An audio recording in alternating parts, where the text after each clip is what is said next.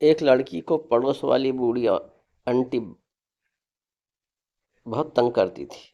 जब किसी लड़की की शादी होती थी तो वो उसके गाल खींचकर कहती थी, अब तुम्हारी बारी, अब तुम्हारी बारी। लेकिन फिर उन्होंने ऐसा करना बंद कर दिया।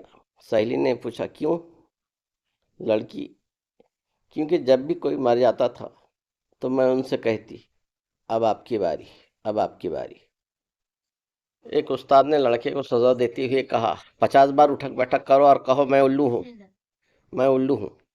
लड़का, जनाब मैं 50 बार क्या 100 बार उठक बैठक कर लूँ, लेकिन मैं आपको उल्लू कैसे कह सकता हूँ? बच्चे को समझ में नहीं आ रही थी कि वो छुट्टी के लिए क्या उधर पेश करे। आखिर उसने उस्ताद से दरख्वास्त की कि मुझे अपनी दादी की शादी के लिए छुट्टी चाहिए। उस्ताद, वो इस उम्र में शादी क्यों कर रही हैं?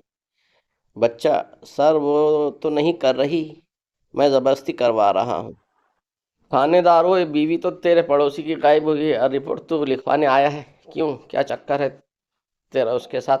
जनाब, चक्कर वक्कर नहीं है, पड़ोसी की खुशी खुशी देखी नहीं जा रही थी मुझसे। 3 दिन हो गए हैं, रोज पार्टी पे पार्टी दिए दिए जा रहा है। एक सरदार जी अपने बेटे से पूछता है, बेटा गेस्ट रूम में 2 बिस्तर क्यों लगाए? बेटा, बाबा घर पर 2 मेहमान आएंगे। सरदार, कौन?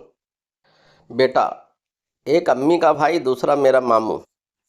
सरदार, ओ खुदाया, हम भूल गया, हमारा हमारा भी तो साला आ रहा है। चल, एक बिस्तर और लगा।